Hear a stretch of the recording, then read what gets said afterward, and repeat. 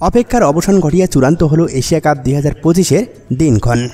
Asian cricket council এসিসির সভাপতি মহসিন নাকভি ঘোষণা করেছেন, আগামী 9 সেপ্টেম্বর থেকে 28 সেপ্টেম্বর পর্যন্ত সংযুক্ত আরব আমিরাতের মাটিতে অনুষ্ঠিত হবে পুরুষদের বহুল প্রতীক্ষিত এই টুর্নামেন্ট।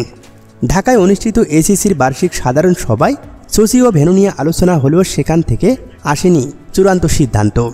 তবে শনিবার বিকালে মহসিন নাকভি জানিয়েছেন, এই মর্যাদাপূর্ণ টুর্নামেন্ট 9 সেপ্টেম্বর থেকে শুরু হয়ে 28 সেপ্টেম্বর পর্যন্ত চলবে। এবারের এশিয়া কাপে অংশ নিচ্ছে মোট 8টি দল। আইসিসির পূর্ণ সদস্যের পাশাপাশি অংশ নিচ্ছে আরও 3টি দল।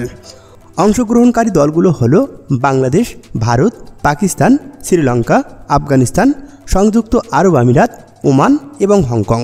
তবে এখনও নির্ধারিত হয়নি প্রতিটি ম্যাচ কোথায় অনুষ্ঠিত হবে।